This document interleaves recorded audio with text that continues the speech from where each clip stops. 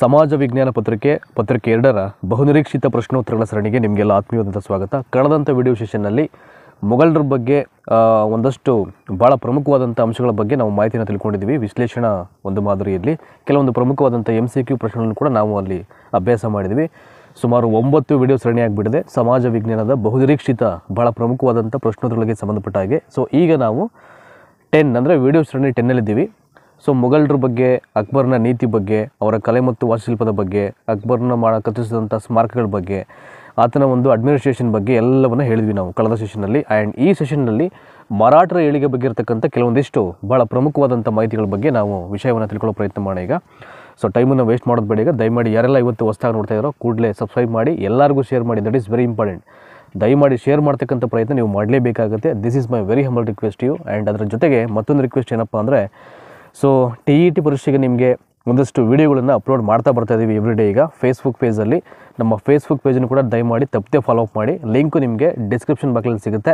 ನೀವಲ್ಲಿ ಚೆಕ್ ಮಾಡಿ, ಲಿಂಕ್ ನೀವು ಟ್ರೇಸ್ ಮಾಡಿ ಕ್ಲಿಕ್ ಮಾಡಿ ಜಾಯ್ನ್ ಆದರೆ ನಿಮಗೆ ಬೇಕಾದಂಥ ಎಲ್ಲ ಒಂದು ಪ್ರೀವಿಯಸ್ ಇಯರ್ ಕ್ವಶನ್ ಪೇಪರ್ ಬಿಡಿಸಿರ್ತಕ್ಕಂಥ ಎಲ್ಲ ವೀಡಿಯೋಗಳು ನಿಮಗೆ ಲಭ್ಯ ಆಗುತ್ತೆ. So let's begins from the question number 1. ಮರಾಠರ ಬಗ್ಗೆ ಇದು. ಮರಾಠ ರಾಜ್ಯದ ಸ್ಥಾಪಕ ಯಾರು ಅಂತ ಇದೆ. Very first question, that is Chhatrapati Shivaji Maratha ರಾಜ್ಯದ ಸ್ಥಾಪಕ.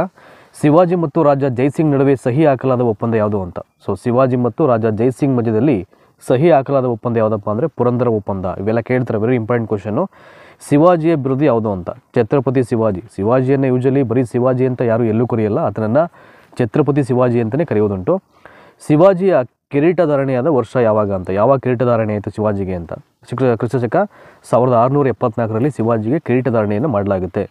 ಚೌತ್ ಅಂದರೆ ಏನು ಅಂತ ಇದೆ. 4/1 ಭಾಗದ ತೆರಿಗೆ. ಚೌತ್ ಅಂದರೆ ಚೌತ್ ಮತ್ತು ಸರ್ದೇಶ್ಮುಖಿ ಟ್ಯಾಕ್ಸ್ ಅಂತ ಕರೀತಾರೆ. ಸೊ ಇಲ್ಲಿ ತೆರಿಗೆ, ಚೌತ್ ಅಂದರೆ ತೆರಿಗೆ ಅಂತ, ಇನ್ನು 4/1 ಭಾಗದ ತೆರಿಗೆ ಅಂತ, ಒಂದು ಪ್ರಮಾಣದ ತೆರಿಗೆ ಅಂತ ಅಷ್ಟೇ ಅದು, ಆಯಿತಾ. ಸೊ ಕ್ವಿಕ್ಕಾಗಿ ಬಂದ್ಬಿಡೋಣ ಈಗ. ಒಂದು 5 ಪ್ರಶ್ನೆ MCQ. ಮರಾಠರ ಏಳಿಗೆಯಲ್ಲಿ ಮರಾಠ ರಾಜ್ಯದ ಸ್ಥಾಪಕ ಯಾರಪ್ಪ ಅಂದರೆ ಛತ್ರಪತಿ ಶಿವಾಜಿ. ಶಿವಾಜಿ ಮತ್ತು ರಾಜ ಜೈಸಿಂಗ್ ನಡುವೆ ಸಹಿ ಹಾಕಲಾದಂಥ ಒಪ್ಪಂದ ಯಾವುದಪ್ಪ ಅಂದರೆ ಪುರಂದರ ಒಪ್ಪಂದ. ಶಿವಾಜಿಯ ಬಿರುದು ಯಾವುದು ಅಂದರೆ ಛತ್ರಪತಿ. ಶಿವಾಜಿಯ ಕಿರೀಟಧಾರಣೆಯಾದ ವರ್ಷ ಯಾವುದು ಅಂದರೆ ಕ್ರಿಸ್ತಶಕ 1674. ಇನ್ನು ಚೌತ್ ಅಂದರೆ ಅದೊಂದು ತೆರಿಗೆ ಹೆಸರು, ಅಂದರೆ 4/1 ಅಂದರೆ ಒಂದು ಪ್ರಮಾಣ, ತೆರಿಗೆಯ ಒಂದು ಪ್ರಮಾಣ ಅದು. ಸೊ ನೆಕ್ಸ್ಟ್ ಸೆಕೆಂಡ್ ಮೈನಲ್ಲಿ ಅದರ ಮುಂದುವರೆದ ಪ್ರಶ್ನೆಗಳಿದೆ, ಭಾಳ ಪ್ರಮುಖವಾದಂಥ ಪ್ರಶ್ನೆಗಳು. ನೋಡೋಣ. ಶಿವಾಜಿ ಎಲ್ಲಿ ಮತ್ತು ಯಾವಾಗ ಜನಿಸ್ತಾ ಅಂತ. ಎಲ್ಲಿ ಮತ್ತು ಯಾವ ಒಂದು ವರ್ಷದಲ್ಲಿ ಅವನ ಜನನ ಆಯಿತು ಅಂತ ನೋಡಿ. ಇಲ್ಲಿದೆ, ಇಲ್ಲಿ ಶಿವನೇರು ದುರ್ಗದಲ್ಲಿ ಆತ ಹುಟ್ಟಿದ್ದು 1627ರಲ್ಲಿ, ಕ್ರಿಸ್ತಶಕ 1627. ಇನ್ನು ಶಿವಾಜಿಯ ತಂದೆ ತಾಯಿ ಬಗ್ಗೆ ಹೇಳೋದಾದರೆ ಸಾಹಾಜಿ ಭೋಸ್ಲೆ ಮತ್ತು ಜೀಜಾಬಾಯಿ ಅಂತ. ಸಾಹಾಜಿ ಭೋಸ್ಲೆ ಮತ್ತು ಜೀಜಾಬಾಯಿ. ಶಿವಾಜಿಯ ಮೇಲೆ ಪ್ರಭಾವ ಬೀರಿದಂಥ ಇಬ್ಬರು ವ್ಯಕ್ತಿಗಳನ್ನು ಹೆಸರಿಸಿ ಅಂದರೆ ರಾಮದಾಸ್ ಮತ್ತು ತುಕಾರಾಮ್. ಇವರಿಬ್ಬರು ಕೂಡ ಶಿವಾಜಿಯ ಮೇಲೆ ಪ್ರಭಾವವನ್ನು ಬೀರ್ತಾರೆ. ಶಿವಾಜಿಯ ಯಾವುದಾದ್ರೂ 2 ಪ್ರಮುಖ ಕೋಟೆಗಳನ್ನು ಹೆಸರಿಸಿ ಅಂತ. ರಾಯಗಢ, ಪುರಂದರಗಢ, ಸಿಂಹಗಢ. ನೋಡಿ 3 ಕೋಟೆ ಇದೆ, ರಾಯಗಢ, ಪುರಂದರಗಢ, ಸಿಂಹಗಢ. ನೆಕ್ಸ್ಟು ಶಿವಾಜಿ ಸಂಗ್ರಹ ಮಾಡ್ತಿದ್ದಂಥ 2 ಪ್ರಮುಖ ತೆರಿಗೆಗಳು ನಾವಾಗಲೇ ಹೇಳಿದೆ ಚೌತ್ ತೆರಿಗೆ ಬಗ್ಗೆ ಮಾತಾಡಬೇಕಾದ್ರೆ. ಸೊ 2 ಟ್ಯಾಕ್ಸ್ ನೇಮ್ ಇದು, ಒಂದು ಚೌತ್ ತೆರಿಗೆ, ಇನ್ನೊಂದು ಸರ್ದೇಶ್ಮುಖಿ ತೆರಿಗೆ ಅಂತ. ಅವನು ಸಂಗ್ರಹ ಮಾಡ್ತಾ ಇದ್ದಂಥ 2 ಪ್ರಮುಖ ಟ್ಯಾಕ್ಸ್ ಇದು ಶಿವಾಜಿ. ಸೊ ಮರಾಠ ಸಾಮ್ರಾಜ್ಯದಲ್ಲಿ.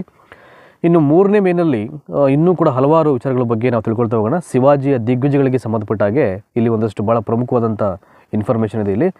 ಸೊ ಶಿವಾಜಿ ಮರಾಠ ರಾಜ್ಯದ ಸ್ಥಾಪಕ, ದೊರೆ, ಸುಪ್ರಸಿದ್ಧ ದೊರೆ ಅಂತ. ಅವನಿಗೆ ಛತ್ರಪತಿ ಶಿವಾಜಿ ಅಂತಕ್ಕಂಥ ಬಿರುದಿರುತ್ತೆ. ಇನ್ನು 1627ರಲ್ಲಿ ಮಹಾರಾಷ್ಟ್ರದ ಶಿವನೇರು ದುರ್ಗದಲ್ಲಿ ಅವನ ಜನನ ಆಗುತ್ತೆ. ಸಾಹಾಜಿ ಭೋಸ್ಲೆ ಮತ್ತು ತಾಯಿ ಜೀಜಾಬಾಯಿ ತಂದೆ ತಾಯಿಗಳು. ದಾದಾಜಿ ಕೊಂಡದೇವ ಅವನ ಗುರುಗಳಾಗಿದ್ದರು. It's very important. So Chhatrapati ಶಿವಾಜಿಯ ಗುರು ಯಾರಪ್ಪ ಅಂದರೆ ದಾದಾಜಿ ಕೊಂಡದೇವ. ಧೈರ್ಯ ಮತ್ತು ಧರ್ಮಶ್ರದ್ಧೆಯ ಮಹಿಳೆಯಾಗಿದ್ದ ಜೀಜಾಬಾಯಿ ತನ್ನ ಮಗನಲ್ಲಿ ಪರಾಕ್ರಮ, ಆಧ್ಯಾತ್ಮ ಮತ್ತು ಶೌರ್ಯಗಳನ್ನು ಆಕೆ ತುಂಬುತ್ತಾಳೆ.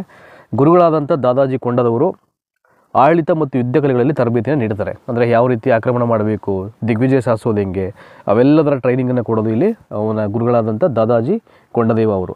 ಇನ್ನು ದ ಅಚೀವ್ಮೆಂಟ್ಸ್ ಆಫ್ ಶಿವಾಜಿ. ಶಿವಾಜಿಯ ಸಾಧನೆಗಳು ನೋಡೋಣ. ಇಲ್ಲಿ ಆತನ ಸೈನ್ಯ ಹೆಂಗಿತ್ತು, ಯಾವ ರೀತಿ ಕೋಟೆಗಳನ್ನ ವಶ ಮಾಡ್ಕೊಂಡ ಅವನು, ಅದ್ರ ಬಗ್ಗೆ ಈಗ ಒಂದು ಕಡೆಯಿಂದ ನೋಡೋಣ. ಈಗ ನೋಡಿ, ಪ್ರಬಲ ಸೈನ್ಯದ ಸ್ಥಾಪನೆ ಅಂತಿದೆ ಶಿವಾಜಿಯ ಸಾಧನೆಗಳಲ್ಲಿ. ದ ವೆರಿ ಫಸ್ಟ್ ಪಾಯಿಂಟಲ್ಲಿ ಪ್ರಬಲ ಸೈನ್ಯದ ಸ್ಥಾಪನೆ. ಶಿವಾಜಿಯು ತನ್ನ ಗುರುಗಳಾದಂಥ ದಾದಾಜಿ ಕೊಂಡದೇವರ ಸಹಾಯದಿಂದ ಒಂದು ಸೈನ್ಯ ನಿರ್ಮಾಣಕ್ಕೆ ಮುಂದಾಗ್ತಾನೆ. ಗುಡ್ಡಗಾಡುಗಳಲ್ಲಿ ಜೀವಿಸುತ್ತಿದ್ದಂಥ ಬಲಶಾಲಿಗಳು ಮತ್ತು ಧೈರ್ಯವಂತರು ಆದ ಮಾವಳ್ಳಿ ಜನರಿಗೆ ಹೆಚ್ಚಿನ ತರಬೇತಿಗಳನ್ನು ನೀಡಿ ಶಿವಾಜಿಯು ಒಂದು ತರಬೇತಿ ಸೈನ್ಯವನ್ನು ಅಲ್ಲಿ ಅವನು ನಿರ್ಮಾಣ ಮಾಡ್ತಾನೆ. ಮೊದಲು ಅವನು ದಾದಾಜಿ ಕೊಂಡದೇವರಿಂದ ತರಬೇತಿಯನ್ನು ಪಡ್ಕೊಂಡಂಥ ನಂತರದಲ್ಲಿ ಮಾವಳ್ಳಿಯಲ್ಲಿದ್ದಂಥ ಎಲ್ಲ ಜನರನ್ನು ಒಗ್ಗೂಡಿಸಿ ಅವರಿಗೆ ಒಂದು ಪ್ರಬಲವಾದಂಥ ಸೈನಿಕ ತರಬೇತಿಯನ್ನು ಕೊಟ್ಟು ಒಂದು ದೊಡ್ಡ ಸೈನ್ಯವನ್ನೇ ಆತ ನಿರ್ಮಾಣ ಮಾಡಿಕೊಡ್ತಾನೆ. ನೆಕ್ಸ್ಟ್ ಇನ್ನು ಕೋಟೆಗಳ ಹೊಸ ಈಗ ತರಬೇತಿಯಾದ ನಂತರದಲ್ಲಿ ಇನ್ನು ನೆಕ್ಸ್ಟು ಅವನು ದಿಗ್ವಿಜಯವನ್ನು ಸಾಧಿಸಲಿಕ್ಕೆ ಅವನು ಯುದ್ಧವನ್ನು ಹೂಡಲೇಬೇಕಾಗುತ್ತೆ. ಸೊ ಆ ಹಿನ್ನೆಲೆಯಲ್ಲಿ ಕೋಟೆಗಳನ್ನು ವಶಪಡಿಸ್ಕೊಳ್ತಾ ಅವನು ಆ ಒಂದು ಕಾರ್ಯಕ್ಕೆ ಸಜ್ಜಾಗ್ತಾನೆ ಅವನು. ಶಿವಾಜಿಯು ತನ್ನ ಸೈನ್ಯದ ನೆರವಿನಿಂದ ತೋರಣಗಡ, ಕೊಂಕಣಗಡ, ಸಿಂಹಗಡ ಮತ್ತು ಪುರಂದರಗಡ ಮೊದಲಾದ ಕೋಟೆಗಳನ್ನು ಬಿಜಾಪುರ ಸುಲ್ತಾನಿಂದ ಗೆದ್ದುಕೊಳ್ತಾನೆ ಅಂತ ನೋಡಿ. ಯಾವ್ಯಾವುದು? ತೋರಣಗಡ, ಕೊಂಕಣಗಡ, ಸಿಂಹಗಡ ಮತ್ತು ಪುರಂದರಗಡ ಮೊದಲಾದ ಕೋಟೆಗಳನ್ನು ಬಿಜಾಪುರ ಸುಲ್ತಾನಿಂದ ಅವನು ಗೆದ್ದುಕೊಳ್ತಾನೆ. ನೆಕ್ಸ್ಟ್ ಮುಂದುವರೆದಂತೆ ಇನ್ನು ಮೂರನೇ ಒಂದು ಸಾಧನೆಗಳಲ್ಲಿ ಏನಿದೆ ಇಲ್ಲಿ ಜಾವಳ್ಳಿ ಪ್ರದೇಶದ ಆಕ್ರಮಣ ಅಂತ ನೋಡಿ. ಕೋಟೆಗಳ ವಶ ಆದಮೇಲೆ ತರಬೇತಿ ಆದಮೇಲೆ ಜಾವಳ್ಳಿ ಪ್ರದೇಶದ ಆಕ್ರಮಣ. ಈಗ ಶಿವಾಜಿಯು ತನ್ನ ಗಮನವನ್ನು ಕೊಂಕಣ ತೀರದ ಕಡೆ ಹರಿಸಿ ಜಾವಳಿ ಪ್ರದೇಶವನ್ನು ಆಕ್ರಮಿಸಿಕೊಳ್ತಾನೆ. ಇಲ್ಲಿ ಅವನು ಪ್ರತಾಪ್ಗಢ್ ಎಂಬ ಹೊಸ ಕೋಟೆ ನಿರ್ಮಾಣ ಮಾಡ್ತಾನೆ. ಸೊ ಯಾವುದೋ ಪ್ರತಾಪ್ಗಢ್ ಅಂತಕ್ಕಂಥ ಒಂದು ಹೊಸ ಕೋಟೆ ಜಾವಳ್ಳಿ ಪ್ರದೇಶದ ಆಕ್ರಮಣದ ನಂತರದಲ್ಲಿ ಈ ಕೋಟೆಯನ್ನು ನಿರ್ಮಾಣ ಮಾಡೋದು. ಇನ್ನು ಶಿವಾಜಿ ಮತ್ತು ಅಫ್ಜಲ್ ಖಾನ್ ಅಂತ ಇದೆ. ಇಲ್ಲಿ ಶಿವಾಜಿಯ ಏಳಿಗೆಯನ್ನು ಸಹಿಸದ ಬಿಜಾಪುರದ ಆದಿಲ್ ಶಾಹಿ ಸುಲ್ತಾನನು ಅಫ್ಜಲ್ ಖಾನನ್ನು ಕಳಿಸ್ತಾನೆ ಅಂತ.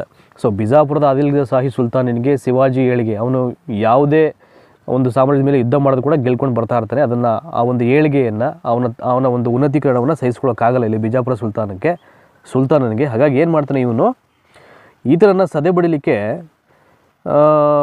ಇಲ್ಲಿ ಅಫ್ಜಲ್ ಖಾನ್ ಅಂತಕ್ಕಂಥವನು ಕಳಿಸ್ತಾನೆ ಆದಿಲ್ ಶಾಹಿ ಸುಲ್ತಾನ.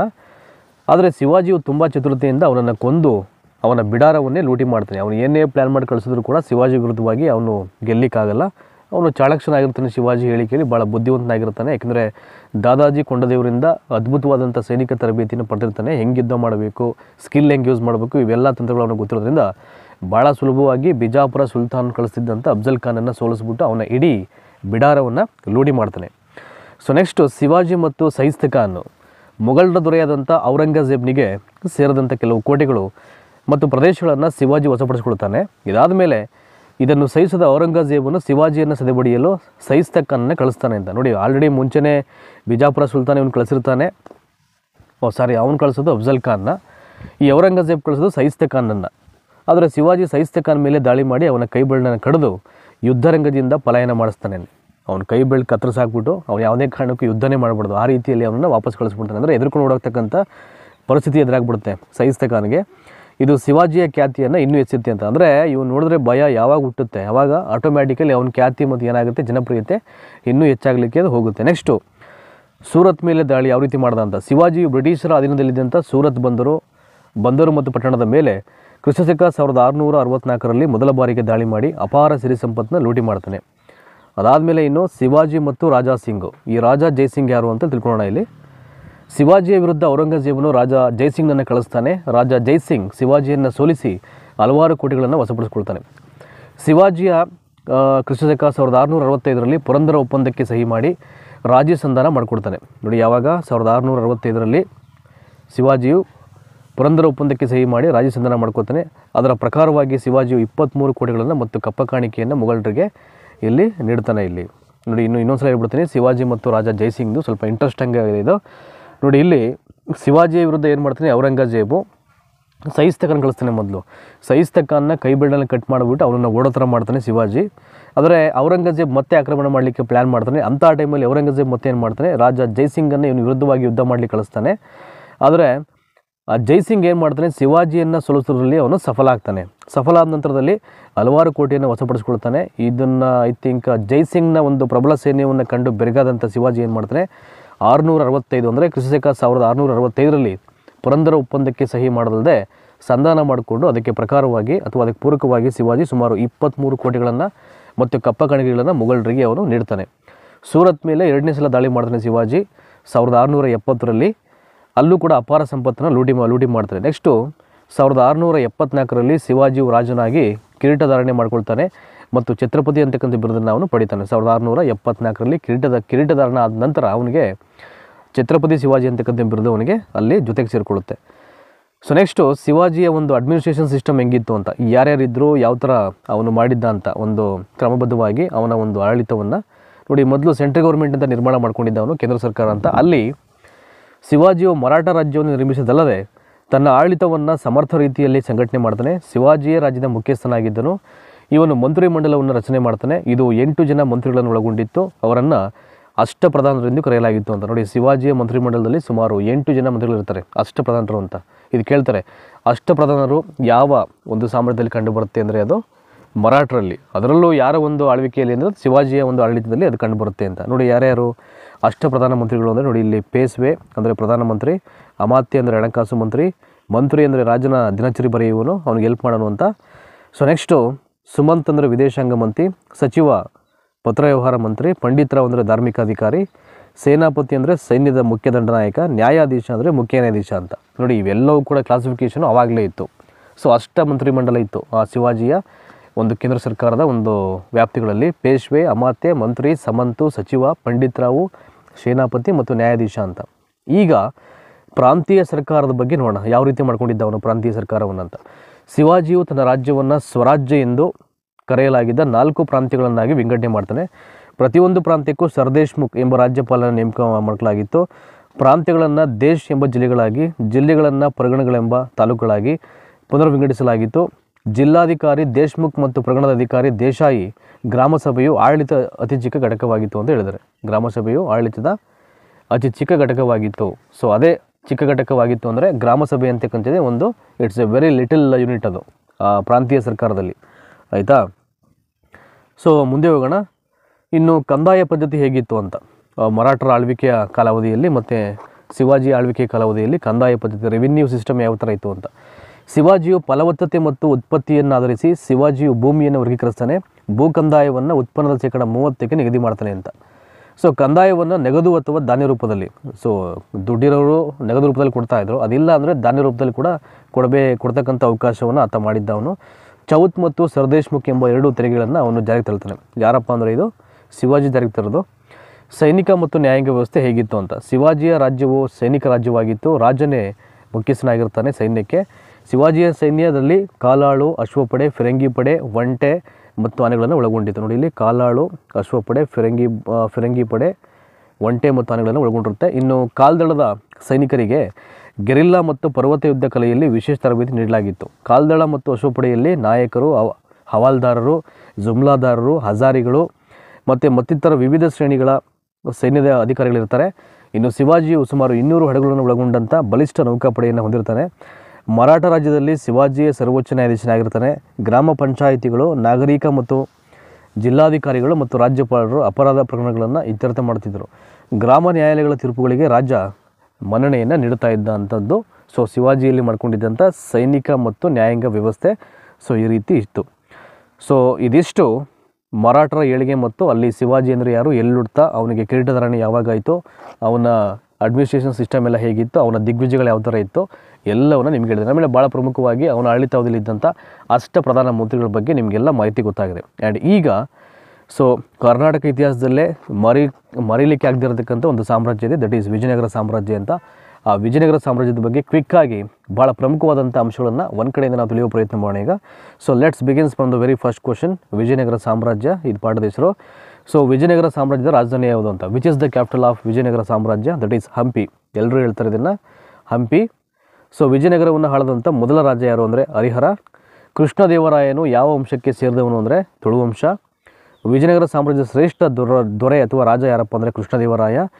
ಯವನ ರಾಜ್ಯ ಪ್ರತಿಷ್ಠಾಪನಾಚಾರ್ಯ ಅಂತ ಬಿರುದನ್ನು ಹೊಂದಿದ್ದವನು 100% ಅದು ಶ್ರೀಕೃಷ್ಣ ದೇವರಾಯ. ವಿಜಯನಗರಕ್ಕೆ ಭೇಟಿ ನೀಡಿದ ಪರ್ಷಿಯಾದ ರಾಯಭಾರಿ ಯಾರಪ್ಪ ಅಂದರೆ ಅಬ್ದುಲ್ ರಜಾಕ್. ಈ ಪ್ರಶ್ನೆಯನ್ನೊಂದು ತುಂಬ ಕಡೆ ಕೇಳಿದರೆ. ಸೊ ವಿಜಯನಗರ ಸಾಮ್ರಾಜ್ಯಕ್ಕೆ ಭೇಟಿ ಕೊಟ್ಟಂಥ ಪರ್ಷಿಯಾದ ರಾಯಭಾರಿ ಯಾರಪ್ಪ ಅಂದರೆ ಅದು ಅಬ್ದುಲ್ ರಜಾಕ್. ನೆಕ್ಸ್ಟು ಮಧುರಾ ವಿಜಯಂ ಎಂಬ ಕೃತಿಯನ್ನು ರಚಿಸೋರು ಯಾರಪ್ಪ ಅಂದರೆ ಅದು ಗಂಗಾದೇವಿ. ಮಧುರಾ ವಿಜಯಂ ಅಂತಕ್ಕಂಥ ಒಂದು ಕೃತಿಯನ್ನು ರಚಿಸ್ತಾರೆ. ನೆಕ್ಸ್ಟು ಇನ್ನೊಂದಷ್ಟು MCQ ಕ್ವಶನ್ಸ್ ಇದೆ ಇದರಲ್ಲಿ. ವಿಜಯನಗರ ಸಾಮ್ರಾಜ್ಯದ ಅವನತಿಗೆ ಕಾರಣವಾದಂಥ ಕದನ ಯಾವುದು ಅಂದರೆ ತಾಳಿಕೋಟೆ ಕದನ. ಸೊ ಈ ತಾಳಿಕೋಟೆ ಕದನವೇ ವಿಜಯನಗರ ಸಾಮ್ರಾಜ್ಯದ ಅವನತಿಗೆ ಕಾರಣ ಆಗುತ್ತೆ. ಸೊ ಬೆಂಗಳೂರನ್ನು ಯಾರು ಸ್ಥಾಪನೆ ಮಾಡೋದು ಅಂದರೆ ಕೆಂಪೇಗೌಡರು. ನವಕೋಟಿ ನಾರಾಯಣ ಅಂತ ಯಾರು ಕರಿತಾ ಇದ್ವಿ ಅಂದರೆ ಚಿಕ್ಕದೇವರಾಜ ಒಡೆಯರು. ಶಿವಪ್ಪ ನಾಯಕನ ಶಿಸ್ತು ಎಂದರೇನು ಅಂತ. ಅದು ಇಟ್ಸ್ ಎ ರೆವಿನ್ಯೂ ಸಿಸ್ಟಮ್. ಅದು ಶಿವಪ್ಪ ನಾಯಕನ ಶಿಸ್ತು ಅಂದರೆ ಅದು ಹೊಸ ಕಂದಾಯ ಪದ್ಧತಿ ಹೆಸರು. ಅದನ್ನು ಅವರು ಶಿವಪ್ಪ ನಾಯಕರು ಶಿಸ್ತು ಅಂತ ಕರಿತಾಯಿದ್ರು. ಚಿತ್ರದುರ್ಗದ ಕೋಟೆಯನ್ನು ಯಾರು ಕಟ್ಟಿಸಿದ್ರು ಅಂತ. ದಟ್ ಈಸ್ 5ನೇ ಮದಕರಿ ನಾಯಕ ಆ ಒಂದು ಕೋಟೆಯನ್ನು ನಿರ್ಮಾಣ ಮಾಡಿದ್ದು. ಇನ್ನು ಚಿತ್ರದುರ್ಗದ ಕೋಟೆಯನ್ನು ರಕ್ಷಣೆ ಮಾಡಿದಂಥ ಮಹಿಳೆಯನ್ನು ಹೆಸರಿಸಿ ಅಂದರೆ that is Onake Obavva. Cinema ನೋಡಿಬಿಟ್ರೆ ಗೊತ್ತಾಗ್ಬಿಡುತ್ತೆ ನಿಮಗೆ. ಐತಿಹಾಸಿಕ ಸಿನಿಮಾಗಳು ನೋಡಿಬಿಟ್ರೆ ಅಲ್ಲಿ ನಿಮಗೆ ಒಂದಷ್ಟು ಇತಿಹಾಸದ ಪ್ರಜ್ಞೆ ಅಂತಕ್ಕಂಥದ್ದು ಅಲ್ಲೇ ಬಂದುಬಿಡುತ್ತೆ. ಮೈಸೂರು ದಸರಾ ಉತ್ಸವವನ್ನು ಆರಂಭಿಸಿದ ರಾಜ ಯಾರು ಅಂತ. ಫಸ್ಟು ಮೈಸೂರು ದಸರಾವನ್ನು ಸ್ಟಾರ್ಟ್ ಮಾಡಿದೆ ಮೊದಲು ರಾಜ ಒಡೆಯರು. ಅದಾದಮೇಲೆ ಕಾಲಕ್ರಮೇಣ ಅದು ಬೇರೆ ಬೇರೆಯವರ ಹ್ಯಾಂಡ್ ಓವರಲ್ಲಿ ನೇತೃತ್ವದಲ್ಲಿ ಅದು ನಡ್ಕೊಂಡು ಬರುತ್ತೆ ಹಾಗೆಯೇ. ಸೊ ಇದಿಷ್ಟು ಸುಮಾರು 14 MCQ ಕ್ವಶನ್ಸು, ಭಾಳ ಪ್ರಮುಖವಾದದ್ದು. ಈಗ ಎರಡನೇ ಮೇನಲ್ಲಿ ವಿಜಯನಗರ ಸಾಮ್ರಾಜ್ಯದ ಬಗ್ಗೆ ಮತ್ತಷ್ಟು ಮಾಹಿತಿಯನ್ನು ಇಲ್ಲಿ ನಾವು ಕಲೆ ಹಾಕೋಣ. ಇಲ್ಲಿ ನೋಡಿ, ವಿಜಯನಗರ ಸಾಮ್ರಾಜ್ಯದ ಸ್ಥಾಪಕರು ಯಾರು ಅಂತ ಇದೆ. ಅಲ್ಲಿ ಬರೀ ಮೊದಲನೇ ಸ್ಥಾಪಕ ಯಾರು ಅಂತಿತ್ತು, ಹರಿಹರ ಅಂತ. ಸೊ ಯಾರಿಬ್ಬರು ಸ್ಥಾಪನೆ ಮಾಡಿದ್ರು ಅಂತ ಇಲ್ಲಿ ಹರಿಹರ ಮತ್ತು ಬುಕ್ಕರಾಯ ಇಬ್ಬರು ಕೂಡ ಇವರು ಈ ಸಾಮ್ರಾಜ್ಯಕ್ಕೆ ಸ್ವಸ್ತಿಯನ್ನು ಹಾಕುವಂಥದ್ದು, ಅಂದರೆ ಸ್ಥಾಪನೆಯನ್ನು ಮಾಡುವಂಥದ್ದು. ಕೃಷ್ಣದೇವರಾಯನ ಅದರ 2 ಸಾಹಿತ್ಯ ಕೃತಿಗಳನ್ನು ಹೆಸರಿಸಿ ಅಂತ. ಮೂಲತಃ ಶ್ರೀಕೃಷ್ಣ ದೇವರಾಯ ಕೂಡ ವಿದ್ವಾಂಸನಾಗಿರ್ತಾನೆ. ಹಾಗಾಗಿ ಅವನು ಅಮುಕ್ತ ಮೌಲ್ಯ ಮತ್ತು ಜಾಂಬವತಿ ಕಲ್ಯಾಣ ಅಂತಕ್ಕಂಥ ಕೃತಿಗಳನ್ನು ಆತ ಬರೀತಾನೆ. ಸೊ ಕೃಷ್ಣದೇವರಾಯನ ಅದರ 2 ಬಿರುದುಗಳನ್ನು ಹೆಸರಿಸಿ ಅಂತ. ಸೊ ಮೊದಲನೇದಂತೂ ನಿಮಗೆ ಕನ್ನಡ ರಾಜ್ಯ ರಮಾರಮಣ, ಕರ್ನಾಟಕದ ಆಂಧ್ರಭೋಜ ಅಂತ. ಕರ್ನಾಟಕದ ಆಂಧ್ರಭೋಜ, ಕನ್ನಡ ರಾಜ್ಯ ರಮಾರಮಣ ಅಂತ. ಇನ್ನೊಂದು ಯವನ ರಾಜ್ಯ ಪ್ರತಿಷ್ಠಾಪನಾಚಾರ್ಯ ಅಂತಲೂ ಕೂಡ ಅವನಿಗೆ ಇಲ್ಲಿ ಬರೆದಿರುತ್ತೆ. ಆಯಿತಾ. ಸೊ ನೆಕ್ಸ್ಟು ಒಂದು ಸೆಕೆಂಡ್ ಅದನ್ನು ಒಂಚೂರು ಕನ್ಫರ್ಮ್ ಮಾಡ್ಕೊಬೋಣ. ಎಸ್, ಕೃಷ್ಣದೇವರಾಯರಿಗೆ ನೋಡಿ ಇಲ್ಲಿದೆಯಲ್ಲ, ಅಲ್ಲಿ 2 ಬಿರುದುಗಳನ್ನು ಹೆಸರಿಸಿ ಅಂತಿತ್ತು. ಅವ್ರಿಗೆ 3 ಒಟ್ಟು. ನೋಡಿ ಇಲ್ಲಿ ಯವನ ರಾಜ್ಯ ಪ್ರತಿಷ್ಠಾಪನಾಚಾರ್ಯ ಅಂತಲೂ ಅವ್ರಿಗೆ ಹೇಳ್ತಾರೆ. ಇನ್ನು ಅದನ್ನು ಬಿಟ್ಟರೆ ಇಲ್ಲಿ ಸೆಕೆಂಡ್ ಮೈನು 3ನೇ ಪ್ರಶ್ನೆಯಲ್ಲಿ ನೋಡಿ ಇಲ್ಲಿದೆ, ಇಲ್ಲಿ ಕನ್ನಡ ರಾಜ್ಯ ರಮಾರಮಣ, ಕರ್ನಾಟಕ ಆಂಧ್ರಭೋಜ ಅಂತಲೂ ಅವನಿಗೆ ಕರೆಯೋದುಂಟು. ಮನುಚರಿತಂ ಬರೆದವರು ಯಾರು ಮತ್ತು ಅವನ ಬಿರುದು ಯಾವುದು ಅಂತ. ಮನುಚರಿತಂ ಬರೆದವರು ಯಾರಪ್ಪ ಅಂದರೆ ಅಲ್ಲಸಾನಿ ಪೆದ್ದಣ್ಣ ಅಂತ. ಅವನ ಬಿರುದು ಆಂಧ್ರ ಕವಿತಾ ಪಿತಾಮಹ. ನೋಡಿ, ಅಲ್ಲಸಾನಿ ಪೆದ್ದಣ್ಣಗಿದ್ದಂಥ ಬಿರುದು ಯಾವುದಪ್ಪ ಅಂದರೆ ಆಂಧ್ರ ಕವಿತಾ ಪಿತಾಮಹ ಅಂತ ಇತ್ತು. ಚಿಕ್ಕದೇವರಾಜ ಒಡೆಯರ ಯಾವುದಾದ್ರೂ 2 ಬಿರುದುಗಳನ್ನು ಹೆಸರಿಸಿ.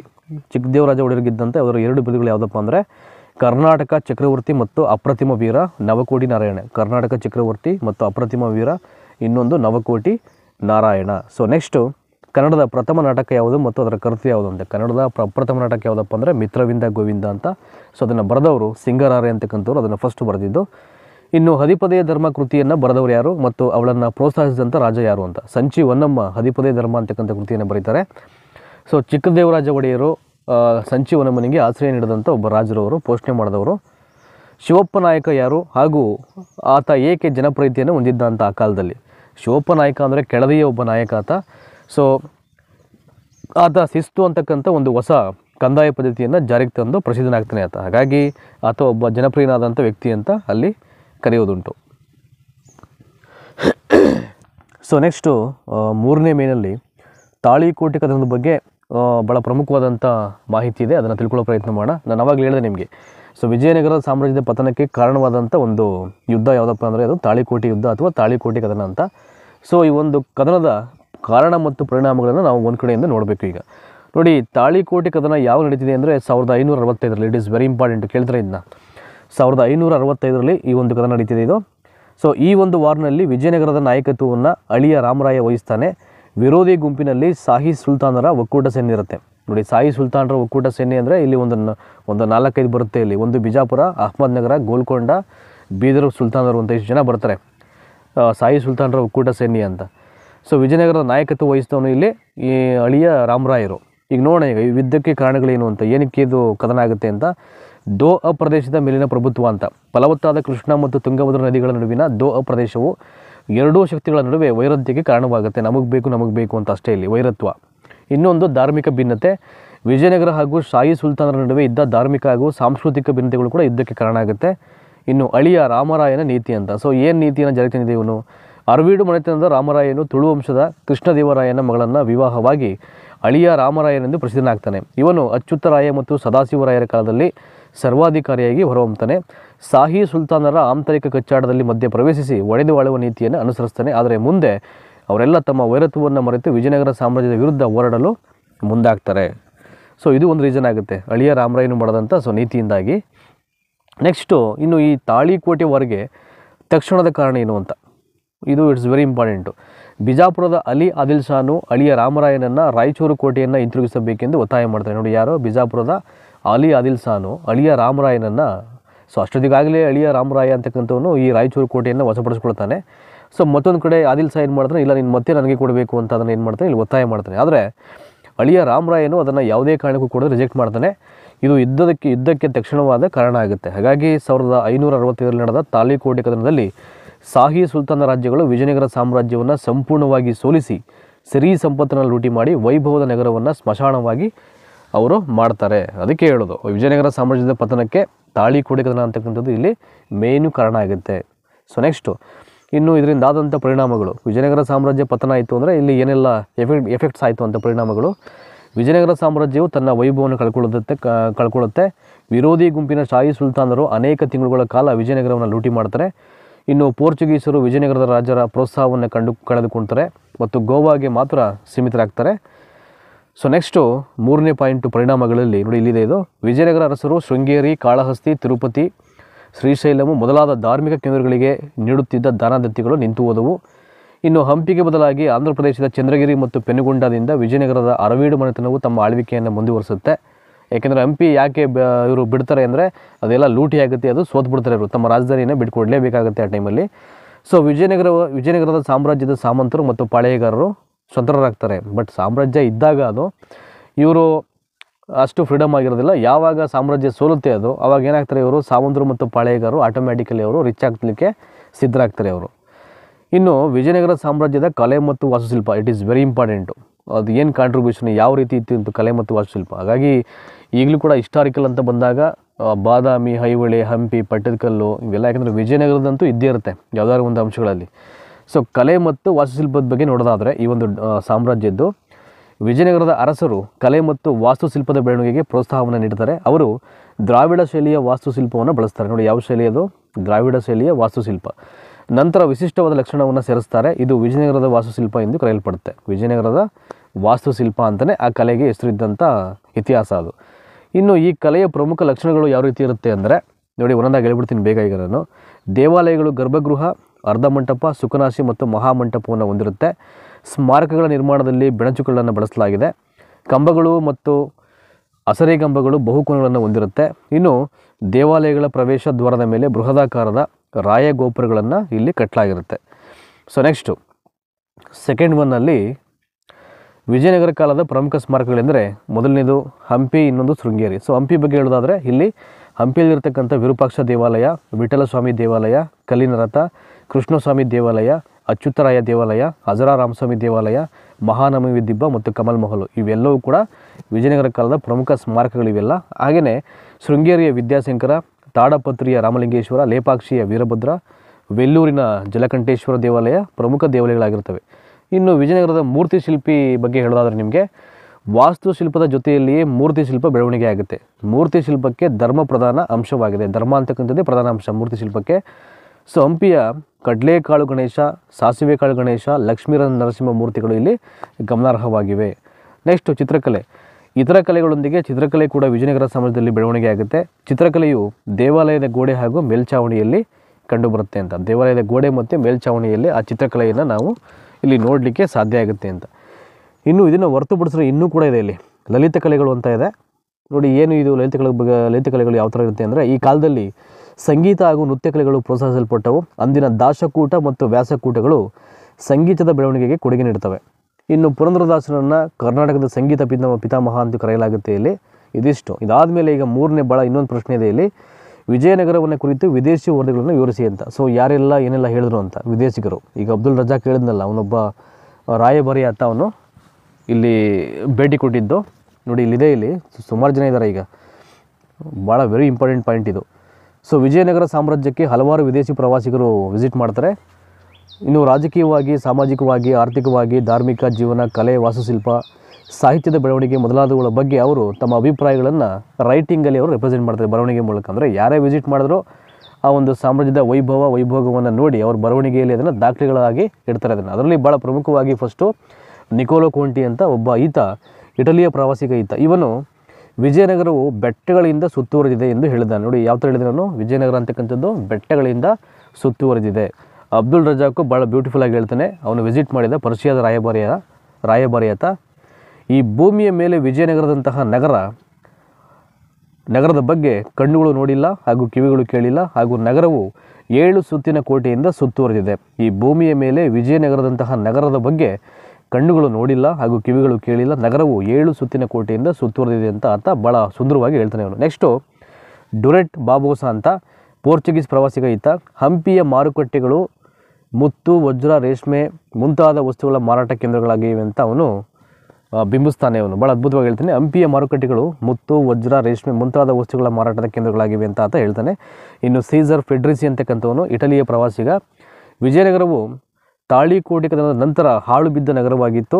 ಇಲ್ಲಿ ಮಾನವರು ವಾಸಿಸುತ್ತಿರಲಿಲ್ಲ ಮತ್ತು ಕಾಡು ಪ್ರಾಣಿಗಳು ಮಾತ್ರ ವಾಸಿಸುತ್ತಿದ್ದವೆಂದು ಹೇಳಿದ್ದಾರೆ. ಅಂದರೆ ಪತನವಾದ ನಂತರದಲ್ಲಿ ಅದು ಒಳ್ಳೆಯ ಹೇಳಿಕೆಯನ್ನು ಕೊಟ್ಟಿದ್ದಾರೆ ಅಂತ. ನೆಕ್ಸ್ಟ್ ಕೊನೆಯದಾಗಿ ಪರ್ನಾವೋ ನ್ಯೂನಿಜ್ ಅಂತ ಅವನು ಏನು ಹೇಳಿದರೆ ಅಂತ ವಿಜಯನಗರದ ಬಗ್ಗೆ. ಇವನು ಪೋರ್ಚುಗಲ್ನ ಪ್ರವಾಸಿಗ. ವಿಜಯನಗರವು ಪ್ರಪಂಚದಲ್ಲಿಯೇ ಅತ್ಯುತ್ತಮ ಮೂಲ ಸೌಕರ್ಯ ಹೊಂದಿದ ನಗರವಾಗಿದೆ ಅಂತ. ವಿಜಯನಗರವು ಪ್ರಪಂಚದಲ್ಲೇ ಅತ್ಯುತ್ತಮ ಮೂಲ ಸೌಕರ್ಯ ಹೊಂದಂಥ ನಗರವಾಗಿದೆ ಅಂತ ಆತ ಬಿಂಬಿಸಿರುವಂಥದ್ದು. ಯಾರೋ ಪೊರ್ನಾಲೋ ನ್ಯೂನಿಜ್ ಅಂತಕ್ಕಂಥ ಒಬ್ಬ ಪೋರ್ಚುಗಲ್ ಪ್ರವಾಸಿಗ. ನೆಕ್ಸ್ಟು ಇಷ್ಟೆಲ್ಲ ಹೇಳಾದ್ಮೇಲೆ ಈಗ ಕೃಷ್ಣದೇವರಾಯನ ಸಾಧನೆ ಬಗ್ಗೆ ಒಂದು ಕಡೆ ನಾವು ಕ್ವಿಕ್ಕಾಗಿ ತಿಳ್ಕೊಳ್ಳೋ ಪ್ರಯತ್ನ ಮಾಡೋಣ. ಇವನ ಒಂದು ಅಚೀವ್ಮೆಂಟ್ಸ್ ಹೇಗೆಲ್ಲ ಇತ್ತು ಅಂತ. ಸೊ ಈ ಥರ ಸಾಧನೆಗಳಲ್ಲಿ ಭಾಳ ಪ್ರಮುಖವಾಗಿ ದಕ್ಷಿಣ ಭಾರತವನ್ನು ಆಳದಂಥ ಸರ್ವಶ್ರೇಷ್ಠ ಸಾಮ್ರಾಟರಲ್ಲಿ ಶ್ರೀಕೃಷ್ಣ ದೇವರಾಯ ಒಬ್ಬ. ತುಳು ವಂಶನವನಾದ ಈತ 1509ರಲ್ಲಿ ಸಿಂಹಾಸನವಿರ್ತಾನೆ. ಅಧಿಕಾರದ ಗದ್ದುಗೆಯನ್ನು ಸ್ವೀಕಾರ ಮಾಡ್ತಾನೆ. ತಿಮ್ಮರಸನು ಅವನ ಪ್ರಧಾನಮಂತ್ರಿಯಾಗಿರ್ತಾನೆ, ಅವನ ಸಹಾಯ ಮಾಡಲಿಕ್ಕೆ, ಅವನಿಗೆ ಸಪೋರ್ಟ್ ಮಾಡಲಿಕ್ಕೆ. ಸೊ ಇನ್ನು ಕೃಷ್ಣದೇವರಾಯನ ಸೈನಿಕ ಸಾಧನೆಗಳು, ಮಿಲಿಟರಿ ಅಚೀವ್ಮೆಂಟ್ಸ್ ಏನು ಅಂತ. ಈಗ ಮೊದಲನೇದು 1510ರಲ್ಲಿ ಒಂದು ಯುದ್ಧವನ್ನು ಮಾಡ್ತಾನೆ ಕೃಷ್ಣದೇವರಾಯ. ಬಿಜಾಪುರದ ಯೂಸುಫ್ ಆದಿಲ್ ಶಾ ಮತ್ತು ಬೀದರ್ನ ಸುಲ್ತಾನ ಮಹಮ್ಮದ್ ಶಾನನ್ನು ಸೋಲಿಸಿ ರಾಯಚೂರು ಕೋಟೆಯೊಂದಿಗೆ ಕೃಷ್ಣ ತುಂಗಾಭದ್ರ ದೋ ಪ್ರದೇಶವನ್ನು ವಶಪಡಿಸ್ಕೊಳ್ತಾನೆ. ಅದಾದಮೇಲೆ ಉಮ್ಮತ್ತೂರಿನ ಮುತ್ತಿಗೆ ಅಂತ 1513ರಲ್ಲಿ ಕೃಷ್ಣದೇವರಾಯ ಉಮ್ಮತ್ತೂರಿನ ನಾಯಕನಾದಂಥ ಗಂಗರಾಜನ ಬಂಡಾಯವನ್ನು ಹತ್ತಿಕ್ಕಿ ಶಿವನ ಸಮುದ್ರ ಮತ್ತು ಶ್ರೀರಂಗಪಟ್ಟಣ ಕೋಟೆಗಳನ್ನು ವಶಪಡಿಸಿಕೊಳ್ತಾನೆ. ಅದಾದಮೇಲೆ ಕಳಿಂಗ ದಿಗ್ವಿಜಯ 1513ರಿಂದ 18ರವರೆಗೆ 3 ವರ್ಷ. ಸೊ ಒರಿಸ್ಸಾದ ಗಜಪತಿ ಪ್ರತಾಪರುದ್ರದೇವರನ್ನು ಸೋಲಿಸಲಿಕ್ಕೆ 5 ಹಂತಗಳಲ್ಲಿ ದಾಳಿ ಮಾಡ್ತಾನೆ. ನೋಡಿ 5 ಸ್ಟೆಪ್ಸ್ ಸ್ಟೇಜು, 5 ಹಂತಗಳಲ್ಲಿ ದಾಳಿ ಮಾಡುವಂಥದ್ದು ಅವನು ಸೋಲಿಸಲಿಕ್ಕೆ ಒರಿಸ್ಸಾದ ಗಜಪತಿ ಪ್ರತಾಪರುದ್ರದೇವನನ್ನು. ನೋಡಿ ಮೊದಲನೇ ಹಂತ, ಕೃಷ್ಣದೇವರಾಯನು ಉದಯಗಿರಿ ಕೋಟೆಯನ್ನು ವಶಪಡಿಸಿಕೊಳ್ತಾನೆ. ಉದಯಗಿರಿಯಿಂದ ಬಂದ ಬಾಲಕೃಷ್ಣನ ವಿಗ್ರಹವನ್ನು ಹಂಪಿಯಲ್ಲಿ ಪ್ರತಿಷ್ಠಾಪನೆ ಮಾಡಿ ಭವ್ಯವಾದ ದೇವಾಲಯವನ್ನು ನಿರ್ಮಾಣ ಮಾಡ್ತಾನೆ. ಇದು ಫಸ್ಟ್ ಸ್ಟೇಜು. ಸೆಕೆಂಡ್ ಸ್ಟೇಜಲ್ಲಿ, 2ನೇ ಹಂತದಲ್ಲಿ ಕೃಷ್ಣದೇವರಾಯನು ಕೊಂಡವೀಡು ಕೋಟೆಗೆ ಮುತ್ತಿಗೆಯನ್ನು ಹಾಕಿ ಗಜಪತಿ ಪ್ರತಾಪರುದ್ರದೇವನ ಬೆಂಬಲಿಗನಾದಂಥ ರೆಡ್ಡಿಗಳನ್ನು ಸೋಲಿಸ್ತಾನೆ. ಇದಾದ ಮೇಲೆ ಕೃಷ್ಣಾ ತೀರದ ಆಂಧ್ರದ ಭಾಗವು ಕೃಷ್ಣದೇವರಾಯನ ವಶಕ್ಕೆ ಅದು ಬರುತ್ತೆ. ಇನ್ನು 3ನೇ ಸ್ಟೇಜಲ್ಲಿ ವಿಜಯವಾಡ ಮತ್ತು ಕೊಂಡಪಲ್ಲಿ ದುರ್ಗಗಳನ್ನು ಕೃಷ್ಣದೇವರಾಯನು ಇಲ್ಲಿ ವಶಪಡಿಸಿಕೊಳ್ತಾನೆ. ಇದಿಷ್ಟು ಒಟ್ಟು 5 ಹಂತಗಳಲ್ಲಿ ಅಂತ ನಾನು ಹೇಳಿದೆ ನಾನು.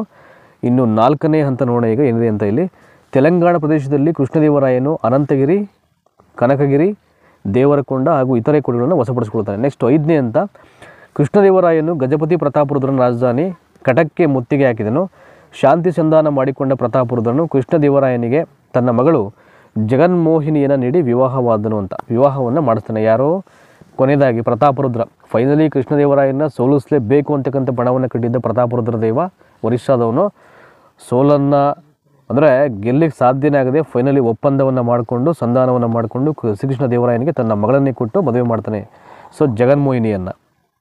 ನೆಕ್ಸ್ಟು 4ನೇದು ಬಂದು ರಾಯಚೂರು ಯುದ್ಧ ಅಂತ 1520ರಲ್ಲಿ ಕೃಷ್ಣದೇವರಾಯನು ಕಳಿಂಗ ಯುದ್ಧದಲ್ಲಿ ತೊಡಗಿದ್ದಾಗ ಬಿಜಾಪುರದ ಇಸ್ಮಾಯಿಲ್ ಆದಿಲ್ ಶಾನು ರಾಯಚೂರು ಕೋಟೆಯನ್ನು ಮರಳಿ ವಶಕ್ಕೆ ಪಡಿತಾನೆ. ಇದರಿಂದ ಕೃಷ್ಣದೇವರಾಯನು 1520ರಲ್ಲಿ ರಾಯಚೂರು ಯುದ್ಧದಲ್ಲಿ ಆದಿಲ್ ಶಾನನ್ನು ಸೋಲಿಸಿ ರಾಯಚೂರು ಕೋಟೆಯನ್ನು ವಶಪಡಿಸಿಕೊಳ್ತಾನೆ. ಸೊ ಗುಲ್ಬರ್ಗಾದಲ್ಲಿ ಅಮೀರ್ ಬರೀದ್ನನ್ನು ಸೋಲಿಸ್ತಾನೆ ಮತ್ತು ಬೀದರ್ನ ಒಳಾಂತರಿಕ ಜಗಳವನ್ನು ನಿವಾರಿಸಿ ಅಲ್ಲಿನ ಸುಲ್ತಾನನನ್ನು ಸೆರೆಮನೆಯಿಂದ ಬಿಡುಗಡೆ ಮಾಡಿ ಸಿಂಹಾಸನಕ್ಕೆ ತರ್ತಾನೆ. ಇದರಿಂದಾಗಿ ಯವನ ರಾಜ್ಯ ಪ್ರತಿಷ್ಠಾಪನಾ ಸ್ಟಾರ್ ಎಂಬ ಬಿರುದನ್ನು ಆತ ಇಲ್ಲಿ ಪಡ್ಕೊಳ್ಳುವಂಥದ್ದು. ಸುಮಾರು 3 ದಿನ ಬಿರುದು. ಸೊ ಕರ್ನಾಟಕ ಆಂಧ್ರ ಭೋಜ ಅಂತಲೂ ಕರೀತಾರೆ ಅವ್ರನ್ನ. ಕರ್ನಾಟಕ ರಾಜ್ಯ ರಮಣ ಅಂತಲೂ ಅವನಿಗೆ ಹೆಸರಿರುತ್ತೆ ಮತ್ತು ಯವನ ರಾಜ್ಯ ಪ್ರತಿಷ್ಠಾಪನಾಚಾರ್ಯ ಅಂತ 3 ಬಿರುದನ್ನು ಕೃಷ್ಣದೇವರಾಯಲ್ಲಿ ಹೊಂದಿರ್ತಾನೆ. ಇನ್ನು ಶಿಲೋನ್ನಲ್ಲಿ ಶಾಂತಿ ಅಂತ, ದ್ವೀಪ ರಾಷ್ಟ್ರವಾದಂಥ ಶಿಲೋನ್ನಲ್ಲಿ ರಾಜಕೀಯ ಸ್ಥಿರತೆ ತಲೆದೂರುತ್ತೆ. ಅಲ್ಲಿ ರಾಜನಾದಂಥ ವಿಜಯಬಾಹುವಿನ ವಿರುದ್ಧ ಬಂಡಾಯಗಳು ತಲೆದೂರುತ್ತೆ. ಕೃಷ್ಣದೇವರಾಯನು ಅಲ್ಲಿನ ರಾಜಕೀಯದಲ್ಲಿ ಮಧ್ಯಪ್ರವೇಶ ಮಾಡಿ ಶಾಂತಿಯನ್ನು ಸ್ಥಾಪನೆ ಮಾಡ್ತಾನೆ. ವಿಜಯಬಾಹುವಿನ ಮಗ ಭುವನೈಕ್ಯ ಬಾಹುವನ್ನು ಅಧಿಕಾರಕ್ಕೆ ಅವನು ತರ್ತಾನೆ. ಇನ್ನು ನೆಕ್ಸ್ಟು ಈತನ ಇತರೆ ಸಾಧನೆಗಳ ಬಗ್ಗೆ ನಿಮಗೆ ಹೇಳೋದಾದರೆ ಕ್ವಿಕ್ಕಾಗಿ ಇಲ್ಲಿ ಕೃಷ್ಣದೇವರಾಯನು ವಿಜಯನಗರ ಸಾಮ್ರಾಜ್ಯದ ಶ್ರೇಷ್ಠ ದೊರೆಯಾಗಿರ್ತಾನೆ. ಇವನು ಸ್ವತಃ ಕವಿಯಾಗಿರ್ತಾನೆ. ಹಾಗಾಗಿ ಅಮುಕ್ತ ಮೌಲ್ಯ, ಜಾಂಬವತಿ ಕಲ್ಯಾಣ, ಸೊ ಅದನ್ನು ಬಿಟ್ಟರೆ ಇನ್ನೊಂದು ಉಷಾ ಪರಿಣಯಂ ಅಂತಕ್ಕಂಥ ಕೃತಿಗಳನ್ನು ರಚನೆ ಮಾಡ್ತಾನೆ. ಇವನ ಆಸ್ಥಾನದಲ್ಲಿ ಸುಮಾರು ಅಷ್ಟದಿಗ್ಗಜರೆಂಬ 8 ಜನ ಕವಿಗಳು ಇಲ್ಲಿರ್ತಾರೆ. ಇಲ್ಲಿ ನೋಡಿ, ಶಿವಾಜಿಯ ಒಂದು ಆಡಳಿತದಲ್ಲಿ ಸುಮಾರು 8 ಜನ ಪ್ರಧಾನಮಂತ್ರಿಗಳು ಬರ್ತಾರೆ. ಕೃಷ್ಣದೇವರಾಯನ ಆಸ್ಥಾನದಲ್ಲಿ ಸುಮಾರು ಅಷ್ಟದಿಗ್ಗಜರೆಂಬ 8 ಜನ ಕವಿಗಳಿರ್ತಾರೆ. ಅವರಲ್ಲಿ ಅತ್ಯಂತ ಜನಪ್ರಿಯತೆಯನ್ನು ಹೊಂದಿದರು ಅಂದರೆ ಅಲ್ಲಸಾನಿ ಪೆದ್ದಣ್ಣ. ಇವನಿಗೆ ಆಂಧ್ರ ಕವಿತಾ ಪಿತಾಮಹ ಅಂತಕ್ಕಂಥ ಬಿರುದಿರುತ್ತೆ. ಮನುಚರಿತಂ ಅಂತಕ್ಕಂಥ ಕೃತಿಯನ್ನು ರಚನೆ ಮಾಡ್ತಾನೆ ಅಲ್ಲಸಾನಿ ಪೆದ್ದಣ್ಣ. ಕೃಷ್ಣದೇವರಾಯನು ಆರ್ಥಿಕತೆ ಅಭಿವೃದ್ಧಿಗೆ ಹೆಚ್ಚಿನ ಆದ್ಯತೆಯನ್ನು ನೀಡಿ ಹಲವಾರು ಕೆರೆ, ಬಾವಿ ಮತ್ತು ಕಾಲೆಗಳನ್ನು ನಿರ್ಮಾಣ ಮಾಡ್ತಾನೆ. ಹಾಗೆಯೇ ಕಲೆ ಮತ್ತು ವಾಸ್ತುಶಿಲ್ಪದಲ್ಲಿ ರಾಯ ಗೋಪುರಗಳ ನಿರ್ಮಾಣವನ್ನು ಜಾರಿಗೆ ತರ್ತಾನೆ. ಇವನಿಗೆ ಹಲವಾರು ಬಿರುದುಗಳಿರ್ತವೆ. ನೋಡಿ, 1-2 ಅಲ್ಲ, ನಾನು ಹೇಳಿದ್ದು 3 ಹೇಳಿದೆ ನಾನು. ನೋಡಿ, ಇಲ್ಲಿ ಇನ್ನೂ ಹಲವಾರು ಇದೆ ಅವನಿಗೆ. ಕನ್ನಡ ರಾಜ್ಯ ರಮಾರಮಣ, ಕವಿ ಪುಂಗವ, ಕರ್ನಾಟಕದ ಆಂಧ್ರ ಭೋಜ, ಯವನ ರಾಜ್ಯ ಪ್ರತಿಷ್ಠಾಪನಾಚಾರ್ಯ, ಹೀಗೆ ಪ್ರಮುಖವಾದ ಬಿರುದುಗಳು. ಇನ್ನು ಕಲ್ಚರಲ್ ಅಚೀವ್ಮೆಂಟ್ಸ್ ಬಗ್ಗೆ ಈ ಒಂದು ಸಾಮ್ರಾಜ್ಯದಲ್ಲಿ ನೋಡೋದಾದ್ರೆ ನಾವು ಇಟ್ಸ್ ಎ ವೆರಿ ಇಂಪಾರ್ಟೆಂಟು. ಸಾಂಸ್ಕೃತಿಕ ಕೊಡುಗೆಗಳ ಬಗ್ಗೆ ನೋಡಿ, ಆಡಳಿತ ಕೇಂದ್ರ ಸರ್ಕಾರ, ವಿಜಯನಗರದ ಅರಸರು ಕೇಂದ್ರೀಕೃತ ಮತ್ತು ಏಕೀಕೃತವಾದ ಆಡಳಿತ ವ್ಯವಸ್ಥೆಯನ್ನು ಜಾರಿಗೆ ತರ್ತಾರೆ. ರಾಜನೇ ರಾಜ್ಯದ ಮುಖ್ಯಸ್ಥನಾಗಿರ್ತಾನೆ. ರಾಜಪ್ರಭುತ್ವವು ಆನುವಂಶಿಕವಾಗಿರುತ್ತೆ. ಯುವರಾಜನು ಆಡಳಿತದಲ್ಲಿ ಭಾಗವಹಿಸುತ್ತಿದ್ದನು. ಸಾಮ್ರಾಜ್ಯದ ಆಡಳಿತದಲ್ಲಿ ರಾಜನಿಗೆ ಸಹಾಯ ಮಾಡಲಿಕ್ಕೆ ಮಂತ್ರಿಮಂಡಲವಿತ್ತು. ಆ ಕಾಲದ ಪ್ರಮುಖ ಅಧಿಕಾರಿಗಳೆಂದರೆ ನೋಡಿ ಇಲ್ಲಿದೆ, ಇಲ್ಲಿ ಮಹಾಪ್ರಧಾನಿ, ಉಪಪ್ರಧಾನಿ, ದಂಡನಾಯಕ, ಮಹಾಸಾಮಂತಾಧಿಪತಿ, ರಾಯಭಂಡಾರಿ, ಸಭಾನಾಯಕ, ಮಹಾಸಂಧಿ ವಿಗ್ರಹ. ಸೊ ಇಷ್ಟು ಜನ. ಗೂಢಚಾರಿ ವ್ಯವಸ್ಥೆಯು ಕೂಡ ಉತ್ತಮವಾಗಿ ಸಂಘಟನೆಯಲ್ಲಿ ಇತ್ತು ಅದು. ಇನ್ನು ಪ್ರಾಂತೀಯ ಸರ್ಕಾರದ ಬಗ್ಗೆ ನಿಮ್ಗೆ ಹೇಳೋದಾದರೆ ಇಲ್ಲಿ ಸೊ ವಿಜಯನಗರ ಸಾಮ್ರಾಜ್ಯದಲ್ಲಿ 2 ರೀತಿಯ ಪ್ರಾಂತ್ಯಗಳಿರ್ತವೆ. ಒಂದು ರಾಜನ ಪ್ರತಿನಿಧಿಗಳಿಂದ ಆಳಲ್ಪಟ್ಟಂಥ ಪ್ರಾಂತ್ಯಗಳು, ರಾಜನ ಸಾಮಂತ ಅಧಿಕಾರಿಗಳಿಂದ ಆಳಲ್ಪಡುತ್ತಿದ್ದಂಥ ರಾಜ್ಯಗಳು ಅಂತ. ಸೊ ಇದಿಷ್ಟು ನಿಮಗೆ ಮರಾಠರ ಏಳಿಗೆ ಮತ್ತು ವಿಜಯನಗರ ಸಾಮ್ರಾಜ್ಯದ ಬಗ್ಗೆ ಸಂಕ್ಷಿಪ್ತವಾಗಿ ನಿಮಗೆ ಮಾಹಿತಿಯನ್ನು ಇಲ್ಲಿ, ಸಂಕ್ಷಿಪ್ತ ಅಂದರೆ ಭಾಳ ಪ್ರಮುಖವಾದಂಥ ಎಲ್ಲ ವಿಷಯಗಳು ನಿಮಗೆ ಆಲ್ಮೋಸ್ಟ್ 60 to 70% ಈ ಒಂದು ಪಾಠದಲ್ಲಿ ನಿಮಗೆ ಎಲ್ಲ ವಿಚಾರಗಳು ಈಗಾಗಲೇ ಲಭ್ಯವಾಗಿದೆ. ಅದರ ತಾಳಿಕೋಟೆ ಕದನ ಆಗಿರ್ಬೋದು, ವಿಜಯನಗರ ಸಾಮ್ರಾಜ್ಯಕ್ಕೆ ನಾಶಕ್ಕೆ ಕಾರಣವಾದಂಥ ಯುದ್ಧ ಅದು, ಇನ್ನು ಆ ರಾಜ್ಯದ ರಾಜಧಾನಿ ಯಾವುದು, ಕೃಷ್ಣದೇವರಾಯನ ಇದ್ದಂಥ ಬಿರುದುಗಳು ಯಾವುದು, ಸ್ಥಾಪನೆ ಮಾಡಿದ್ದು ಯಾರು, ಶಿವಾಜಿಯ ಸೆಂಟ್ರಲ್ ಗೌರ್ಮೆಂಟಲ್ಲಿ ಇದ್ದಂಥ ಅಷ್ಟ ಮಂತ್ರಿಗಳು ಯಾರ್ಯಾರು, ಹಾಗೆಯೇ ಕೃಷ್ಣದೇವರಾಯನ ಆಸ್ಥಾನದಲ್ಲಿದ್ದಂಥ ಅಷ್ಟ ದಿಗ್ಗಜ ಕವಿಗಳು ಯಾರ್ಯಾರು, ಅದರಲ್ಲಿ ಪ್ರಮುಖರಾದವರು ಯಾರು, ಅವರು ರಚನೆ ಮಾಡಿದಂಥ ಗ್ರಂಥಗಳೇನು. ಸೊ ಎಲ್ಲದರ ಬಗ್ಗೆ ನಿಮಗೆ ಪರಿಪೂರ್ಣವಾಗಿ ಈ ಒಂದು ವಿಡಿಯೋ ಸೆಷನಲ್ಲಿ ಮಾಹಿತಿಯನ್ನು ಕೊಡಿದ್ದೀನಿ. ಅಂದರೆ ಸುಮಾರು ಹೆಚ್ಚು ಕಡಿಮೆ ಈಗ 10 ವಿಡಿಯೋ ಸೆಷನ್ ಆಗಿದೆ ಅಂತ ಅಂದ್ಕೊಂಡಿದ್ದೀನಿ ನಾನು. ಇವೆಲ್ಲವನ್ನ ನಿಮಗೆ ಲಿಂಕನ್ನು ಶೇರ್ ಮಾಡ್ತೀನಿ. ಹಾಗೆಯೇ ಈ ವಿಡಿಯೋನ ಯಾವತ್ತು ನೋಡ್ತಾ ಇದ್ರು, ಇವತ್ತು ಯಾರು ಹೊಸದಾಗಿ ನೋಡ್ತಾ ಇದ್ರೋ ದಯಮಾಡಿ ಎಲ್ಲ ಶೇರ್ ಮಾಡಿ. ಹಾಗೆಯೇ ನಮ್ಮ ಫೇಸ್ಬುಕ್ ಪೇಜನ್ನು ಕೂಡ ಫಾಲೋ ಅಪ್ ಮಾಡಿ. ಅಲ್ಲೂ ಕೂಡ ನಿಮಗೆ TETಗೆ ಸಂಬಂಧಪಟ್ಟಂಥ ವಿಡಿಯೋ ಸರಣಿಗಳು ಲಭ್ಯ ಆಗುತ್ತೆ. ಲಿಂಕ್ ನಿಮಗೆ ಡಿಸ್ಕ್ರಿಪ್ಷನ್ ಬಾಕ್ಸಲ್ಲಿ ಅಂದ್ಕೊಂಡಿದ್ದೀನಿ. ಸದ್ಯಕ್ಕೆ ಈ ವಿಡಿಯೋಲಿ ಮುಗಿಸ್ತಾ ಇದ್ದೀನಿ. ಸೊ ನೆಕ್ಸ್ಟ್ ಮತ್ತೊಂದು ಪಾಠವನ್ನು ಎತ್ಕೊಂಡು ಬಹುನಿರೀಕ್ಷಿತವಾದಂಥ ಒಂದಷ್ಟು ಅಂಶಗಳ ಬಗ್ಗೆ ನಾವು ಚರ್ಚೆ ಮಾಡೋಣ. Thank you so much. ಧನ್ಯವಾದ.